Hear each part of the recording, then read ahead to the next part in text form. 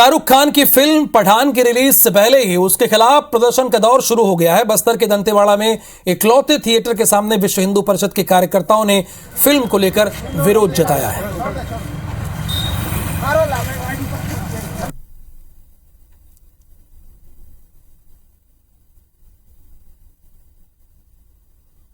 Release होने जा रही है पठान मूवी, जिसके अंदर में कहीं ना कहीं हिंदू धर्म की भावनाओं को ठेस पहुंचाया गया है एवं भगवा रंग को लेकर बहुत ज्यादा अपमान किया गया है। इसको यहाँ हम सभी इस चीज को लेकर बहुत ही ज्यादा आक्रोशित हैं और इसको नहीं सहा जाएगा। इस फिल्म को पर रोक लगाई जाए। फिल्मों पर बयानबाजी को लेकर देश के प्रधानमंत्री नरेंद्र मोदी की नसीहत का असर बीजेपी नेताओं पर नजर आ रहा है। भोपाल में बीजेपी कार्यसमिति की बैठक के बाद बीजेपी नेता फिल्म पठान के बारे में बात करने से बचते नजर आए।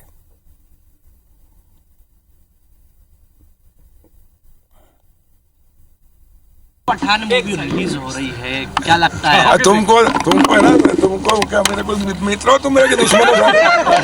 पठान फिल्म रिलीज हो रही है, क्या कहेंगे? देखने जाएंगी या जाना चाहिए? नीचे दोनों नहीं कहूँगी। क्यों? मैं वैसे भी कम फिल्में देखती हूँ। चलिए, फिल्मों के बारे में भर भर कर ज्ञान देने वाले ये कैबिनेट मिनिस्टर कम से कम ये कह रहे हैं कि मैं इस बारे में कुछ नहीं कहूंगा, और ये होना भी चाहिए। देश के प्रधानमंत्री ने टाइट किया है। इधर छत्तीसगढ़ में आरक्षण संशोधन विधेयक को लेकर राज्यपाल अनुसुईया उइके के मार्च तक इंतजार करिए वाले बयान पर राजभवन की ओर से स्पष्टीकरण आया है। राजभवन से जारी विज्ञप्ति के अनुसार राज्यपाल ने यह बयान सुप्रीम कोर्ट की सुनवाई की वजह से कहा है।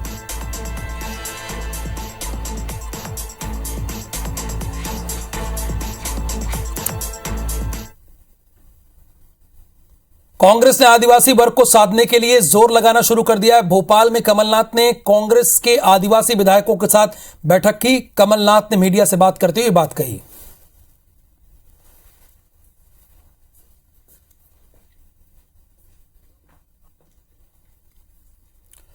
छत्तीसगढ़ के मुख्यमंत्री भूपेश बघेल ने पूर्व मुख्यमंत्री डॉक्टर रमन सिंह के ट्वीट पर पलटवार किया है। उन्होंने अपने ट्वीट में मिर्जा गालिब का एक शेर लिखा है, या रब वो ना समझे हैं ना समझेंगे, मेरी बात दे और दिल उनको जो ना दे मुझको जवाब।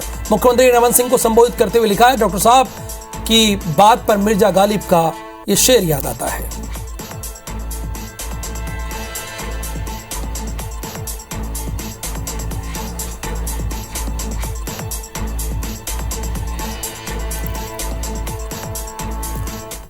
बागेश्वर धाम के पीठाधीश्वर धीरेन्द्र गिरी शास्त्री को लेकर मचे घमासान पर पीसीसी चीफ कमलनाथ ने बड़ा बयान दिया है। उन्होंने पंडित धीरेन्द्र गिरी शास्त्री के हिंदू राष्ट्र बनाने वाले बयान पर कहा है कि वो धार्मिक लोग हैं, वो अपने धर्म की बात करें, इसमें कोई खराबी नहीं।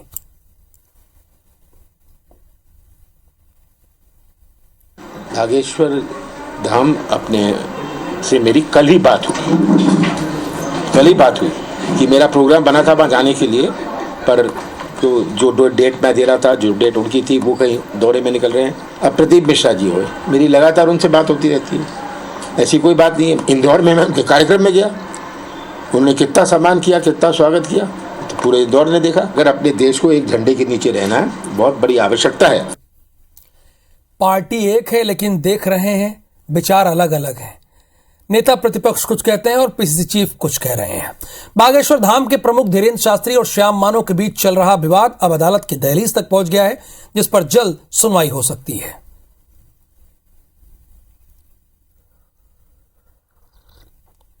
जो कि बागेश्वर धाम के पीठाधीश्वर हैं, उनके विरुद्ध उससे आहत होकर और हिंदू धर्म के अनुयायी होने के नाते तथा बागेश्वर धाम सरकार के अनुयायी होने के नाते श्री भीष्मदेव शर्मा जो हैं, उन्होंने ये क्रिमिनल डेफेमेशन कंप्लेंट दायर की है माननीय जबलपुर न्यायालय में। बागेश्वर धाम के पंडित धीरेन्द्र शास्त्री पर बयानबाजी के बीच भोपाल पहुंचे बीजेपी के वरिष्ठ नेता बृजमोहन अग्रवाल ने कहा कि वो एक धार्मिक व्यक्ति हैं, उनको हनुमान जी और बालाजी पर विश्वास है।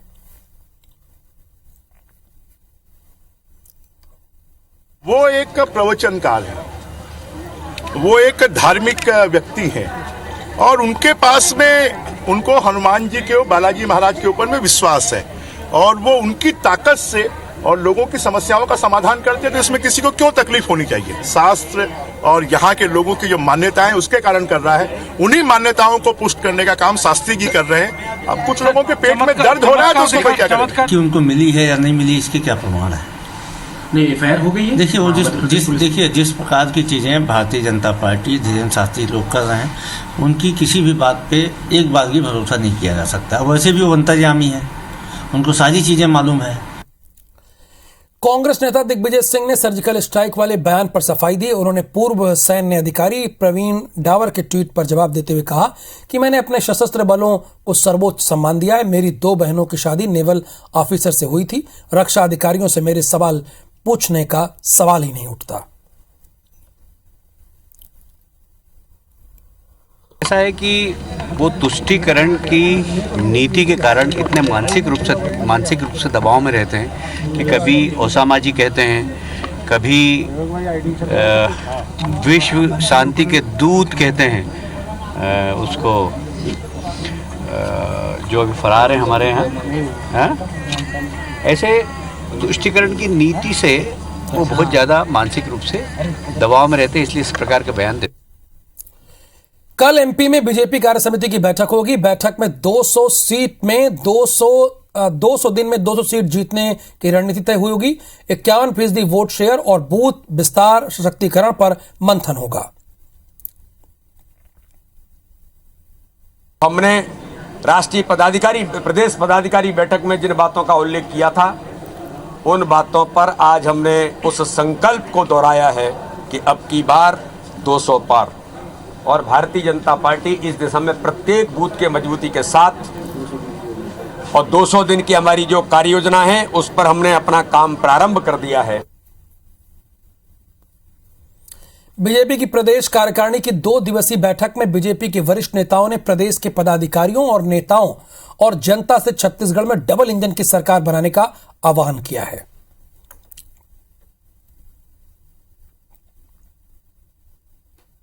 डबल इंजन की सरकार से ही छत्तीसगढ़ का विकास संभव होगा। केंद्र सरकार की योजनाओं का 100% लाभ, उसका ठीक प्रकार से क्रियान्वयन डबल इंजन की सरकार से ही संभव है। Bharatiya Janata party double engine का बड़ा भ्रम फैला रहे हैं। 2014 में सरकार बनी और 18 तक के डबल इंजन की सरकार थी।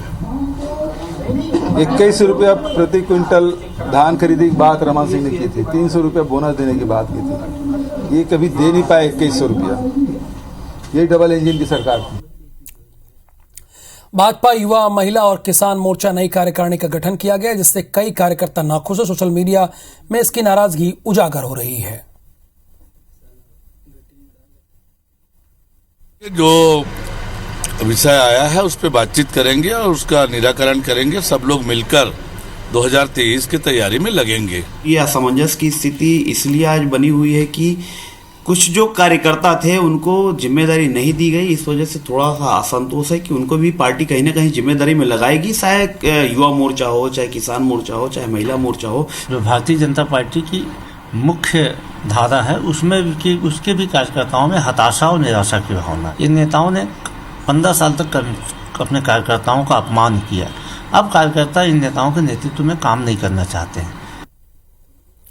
छत्तीसगढ़ में जूनियर डॉक्टर्स की हड़ताल जारी है। सीएम भूपेश बघेल से मिलने के लिए आज हड़ताल स्थगित कर दी गई है। मिलने तक के लिए देर शाम सीएम के साथ जूड़ा की बैठक हुई। सीएम के साथ मांगों को लेकर हुई लंबी चर्चा हुई।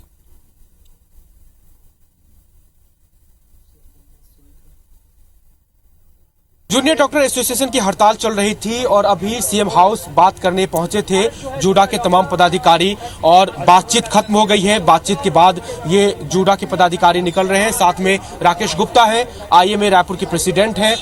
माननीय मुख्यमंत्री ने जूनियर डॉक्टर एसोसिएशन के सभी प्रतिनिधियों के साथ आज बातचीत की है।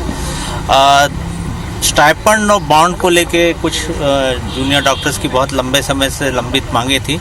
2014 के बाद जो प्रतिवर्ष 5% बढ़ता था, उसके बारे में हम लोगों ने माननीय मुख्यमंत्री जी को अवगत कराया और वो सबसे अच्छा फार्मूला था ये भी बताया। हमारे सीएम सर के साथ काफ़ी पॉजिटिव मीटिंग हुई है। उन्होंने सारे मुद्दों, इंटर्न का स्टाइफंड, पोस्ट एमबीबीएस का सैलरी और पीजी का स्टाइफंड और पोस्ट एसआर का स्टाइफंड, सारे विचार, सारे जो चीज़ें थी उनको सुनी और उन्होंने काफ़ी पॉजिटिव रिस्पांस दिया।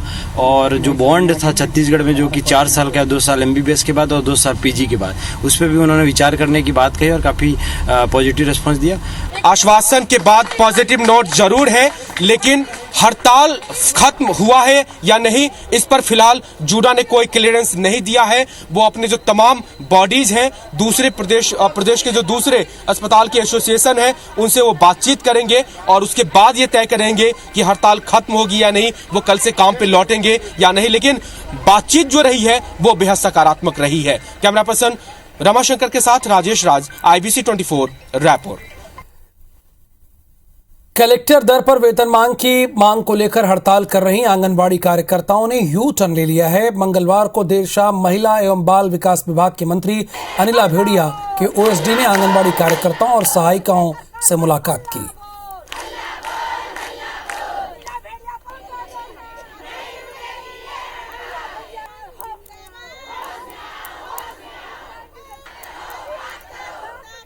हम सब और बाकी 27 तारीख तक अपना आंगनबाड़ी केंद्र बंद रखेंगे।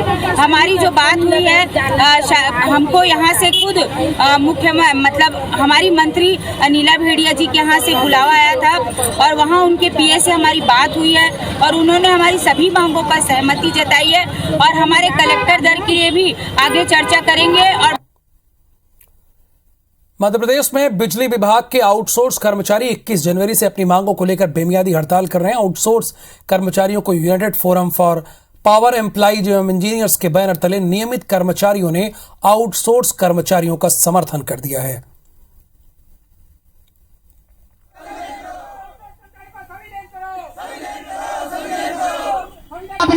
इक्कीस तारीख से ये लगातार कार्य का बहिष्कार कर रहे हैं।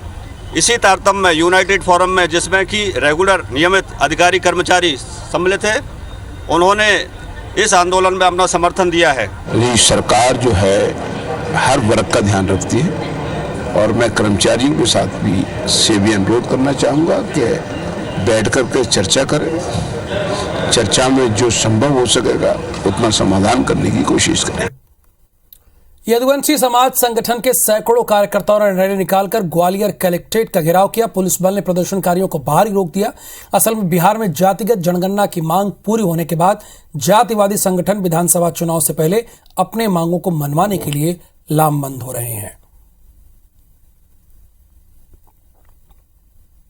ये उसमें जो होटल बनाया जा रहा है उसके खिलाफ में जो था, मीर बोझ जी के सम्मान में था। ऐसे हमारी तमाम सारी जो मांगे थी ओबीसी SC ST की, उसके संदर्भ में जो था और जहाँ ज्ञापन हुआ है, बड़ा प्रदर्शन हुआ है और हमने जो मांग की है, अगर ये जल्द से जल्द सॉल्व नहीं हुई तो फिर हम एक बार फिर जहाँ इकट्ठा होने का काम करेंगे। जन सुनवाई में जनरली ये है कि हमारी 3 साल से आपने देखी होगी बहुत अच्छी जन सुनवाई चलती है, लोगों का निराकरण मौके पर होता है। कुछ जांच के केस रहते हैं जमीनों में, तो वो हम बाद में जांच करा के उसका निराकरण करते हैं और एक आध अपवादित घटना को 3 साल में छोड़ दें कि अगर कोई को पट्टा मिला हुआ है, वो कह रहा हमें नहीं, यहाँ पट्टा चाहिए, तो ये तो एक डिमांड हो गई ऐसी। अदरवाइज बहुत अच्छी जन सुनवाई होती। नरसिंहपुर में कांग्रेस विधायक सुनीता पटेल और संजय शर्मा ने एसपी ऑफिस में धरना दिया। जिले में चल रहे जुआ, सट्टा, शराब और अवैध उत्खनन के विरोध में एसपी ऑफिस में दरी बिछाकर ये सभी बैठ गए।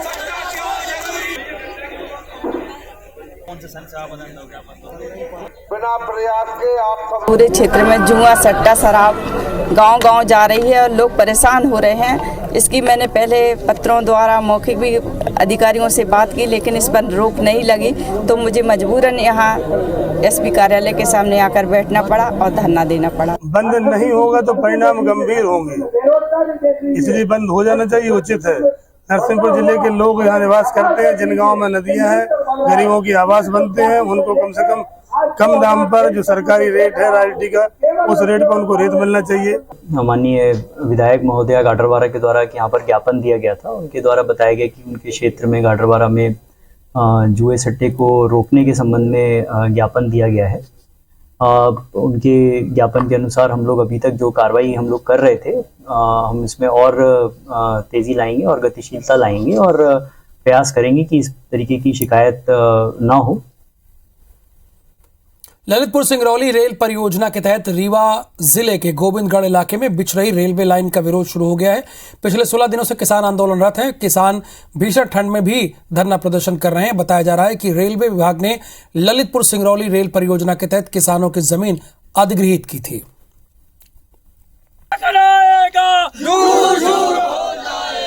रेलवे ने जो वादा खिलाफी की है उसको लेके अनिश्चितकालीन हड़ताल में यह लोग बैठे हुए हैं। क्या मामला है, आपको वहां से यहाँ धरना प्रदर्शन में शामिल होने आना पड़ा, क्या वजह है? इसकी वजह एक ही है, हम लोगों को सर्विस नहीं दी जा रही है, चाहे वो कहीं का भी हो। लाइन एक ही है, ललितपुर सिंगरौली रेल लाइन है ये।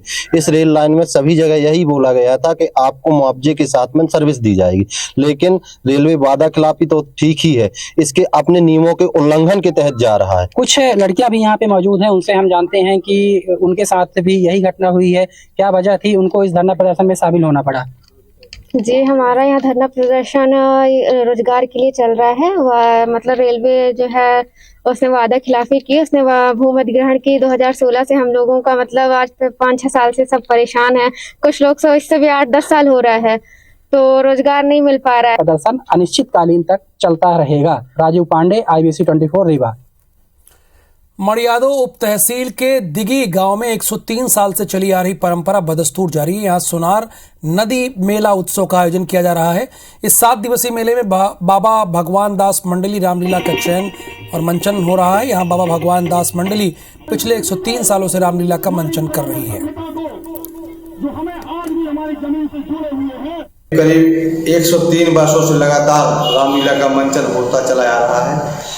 हमारे पूर्वज बुजुर्ग ने यह परंपरा जारी की थी, जो हमारे पंत श्री दुलीचंद बाबा के नाम से रामलीला मंडल चल रहा है। उनने आगे डीवर में जो धनुष यज्ञ होती, जब से परंपरा शुरू हुई है, आज उसी परंपरा को हम सब लोग आगे बढ़ाने की कोशिश करते हैं। गणतंत्र दिवस समारोह को लेकर तैयारियां जारी है। रायपुर, जगदलपुर, कावरधा और बलरामपुर में गणतंत्र दिवस को लेकर फुल ड्रेस रिहर्सल किया गया और अफसरों ने अंतिम तैयारियों का जायजा भी लिया है।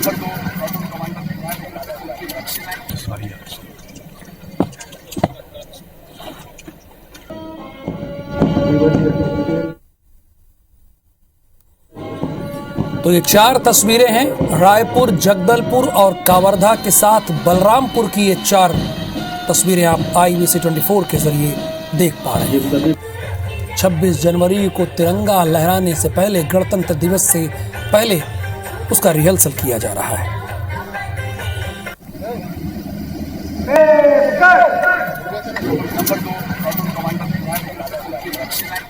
देश के साथ प्रदेश में गणतंत्र दिवस की तैयारियां जोर शोर से चल रही है। तैयारियों के बीच हम आपको दुर्ग के एक ऐसे गांव से रूबरू कराने जा रहे हैं जिसने आजादी की लड़ाई में प्रदेश से सबसे ज्यादा फ्रीडम फाइटर्स दिए।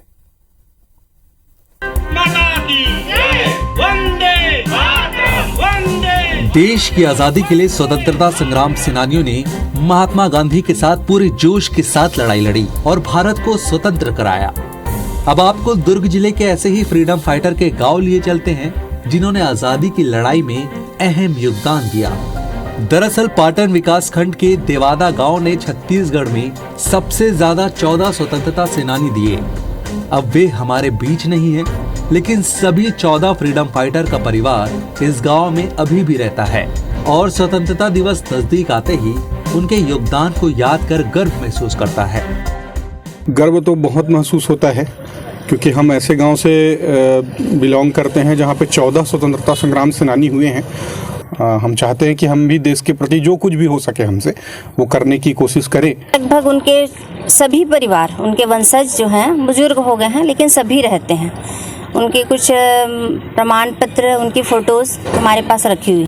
देवादा गांव में आजादी के दीवाने बैठकर रणनीति तय किया करते थे और फिर उसे दूर दूर तक पहुंचाया करते थे। गांव के कई परिवार के लोग महात्मा गांधी के भारत छोड़ो आंदोलन में भी शामिल थे। कई लोग को जेल भी जाना पड़ा, लेकिन देश के प्रति अपनी दीवानगी नहीं छोड़ी। जहां स्वतंत्रता संग्राम सेनानी रणनीति बनाते थे, अब वहां जय स्तंभ चौक बना दिया गया है, जहां फ्रीडम फाइटर के नाम अंकित हैं। जिन्हें देख परिवार के सदस्य अपने आप को गौरवान्वित महसूस करते हैं। देश आजादी का अमृत महोत्सव मना रहा है। ऐसे में ग्राम देवादा की मिट्टी भी भारत सरकार तक पहुंचाई जा रही है ताकि वीरों की इस मिट्टी को सहेज कर रखा जा सके। अनुभूति भाकरे, IBC 24, भिलाई।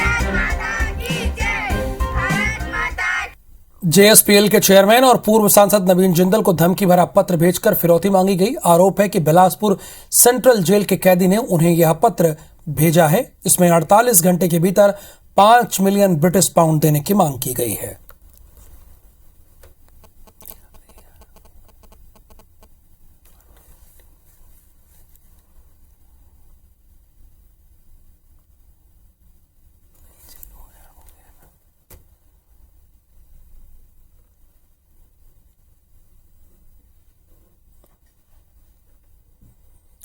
जंगल का राजा बाघ को कुत्तों से खतरा। सुनकर ही अजीब लगता है, लेकिन ये सच है। एक दहाड़ से अच्छों के पसीने छुड़ाने वाले बाघ को कुत्तों से खतरा है। इतना खतरा है कि पन्ना टाइगर रिजर्व प्रबंधन को 22 गांव के 2000 से अधिक कुत्तों का टीकाकरण करना पड़ रहा है।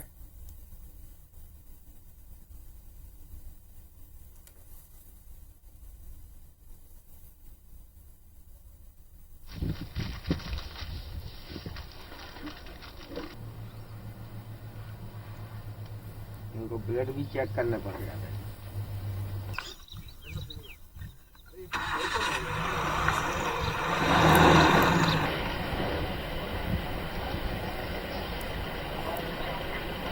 नहीं देने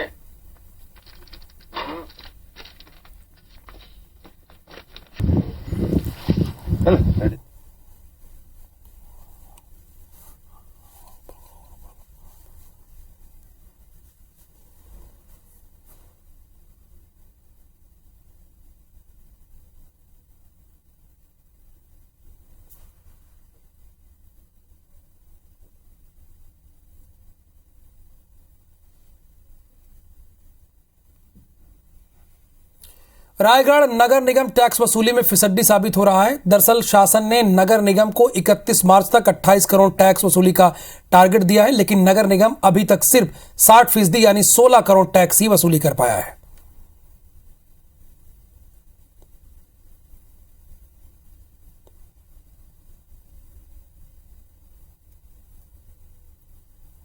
एक तो वैसे ही नगर निगम में राशि की कमी है, जो विकास कार्य के लिए हमेशा ये कहते हैं कि हमारे पास राशि नहीं है। दूसरी ओर ये टैक्स की वसूली में काफ़ी सुस्ती बढ़ते हुए हैं। अगर ये वसूली नहीं करेंगे तो निगम में फंड कहाँ से आएगा, और अगर फंड नहीं रहेगा तो विकास कार्यों के लिए इनके पास राशि नहीं रहेगी। नगर निगम के कार्यकाल के 3 साल पूरे हो गए और नगर निगम आज भी जन समस्याओं को लेकर, राजस्व वसूली के लेकर कहीं भी गंभीर नहीं है। आज भी प्रॉपर्टी टैक्स और जलकर वाटर टैक्स 55 से 60% तक की वसूली संभव नहीं हो पाई है। रायगढ़ जिले में PM आवास योजना के तहत 2020 से आवंटन रुका हुआ है। साल 2018 में 11,000 और साल 2019 में 10,000 PM आवास स्वीकृत हुए थे।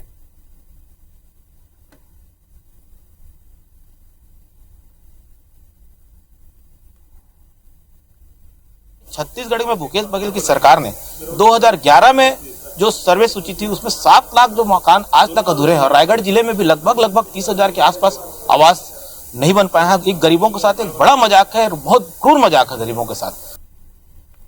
मुरैना पुलिस अधीक्षक आशुतोष बागरी इस बार मुख्यमंत्री तीर्थ दर्शन योजना को लेकर सुर्खियों में है। दरअसल पुलिस अधीक्षक आशुतोष बागरी के पिता लालाजी बागरी सरकारी शिक्षक है, जबकि मां गृहिणी है। दोनों इनकम टैक्स पेई भी हैं। इसके बावजूद कलेक्टर के माता पिता ने तीर्थ दर्शन योजना के तहत सरकारी खर्च पर तीर्थ यात्रा करने का आवेदन भरा। नाम और टिकट भी बन गई है, मगर सूची सार्वजनिक होते ही बवाल मच गया।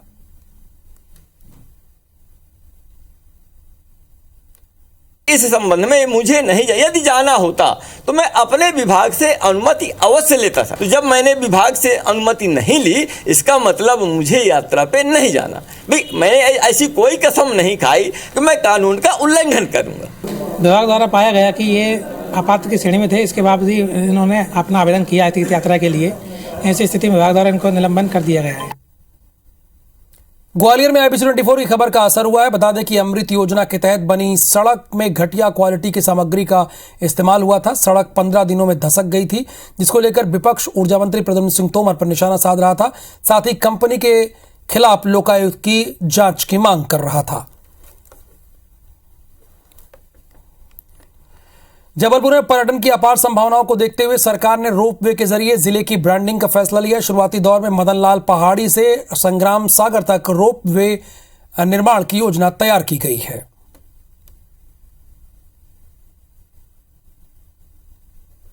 एक छिपा हुआ खजाना है जो पब्लिक की पहुंच से बाहर हो रहा है। सामान्य आदमी पहुंच नहीं पाता है, बुजुर्ग आदमी मदन महल की देख नहीं पाता है, पिछनारी चढ़ नहीं पाता है। तो ये सब इन सबको एक लिंक कर रहे हैं हम लोग टूरिस्ट को, यहाँ पे टूरिस्ट यहाँ आता है, टूरिस्ट को हम यहाँ पे शीतला माता के नीचे से इसको रोपवे से ऊपर ले जाएंगे। देखिए, जैसे कि अभी हम लोग ने निरीक्षण किया है और कर भी रहे हैं, अभी कंप्लीट नहीं हुआ है हमारा।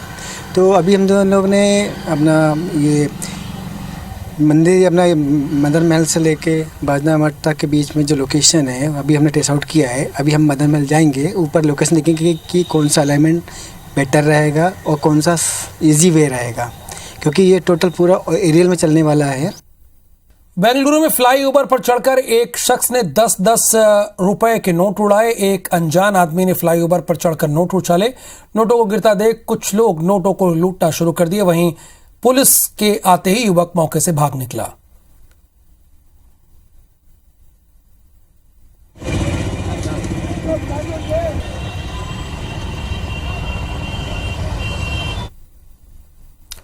बिलासपुर सेंट्रल जेल के कैदी ने JSPL के प्रबंधक को पत्र भेजा था, जिसमें 48 घंटे के भीतर 5 मिलियन ब्रिटिश पाउंड देने की मांग की गई थी।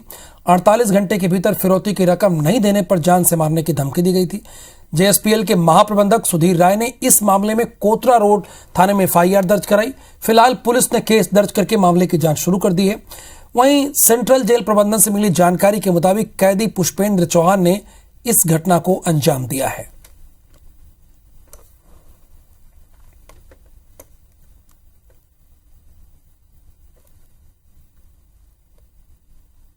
रायपुर जेल के बंदी शिकायत हमें प्राप्त हुआ है पुलिस अधीक्षक महोदय के द्वारा, तो हम उसका भी विस्तृत जांच करेंगे और जो भी दोषी हैं उसके खिलाफ कानूनी कार्रवाई करने के लिए आदेशित करेंगे।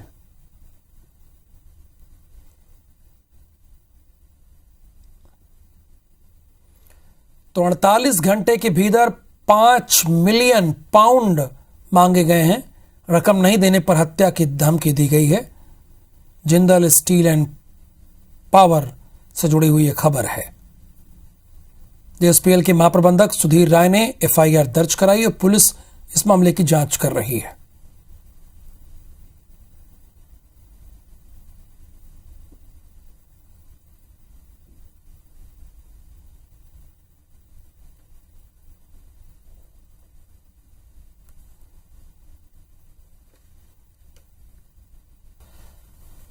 सिटी लाइट केस बुलेटिन में फिलहाल के लिए इतना ही। आप बने रहिए IBC 24 के साथ।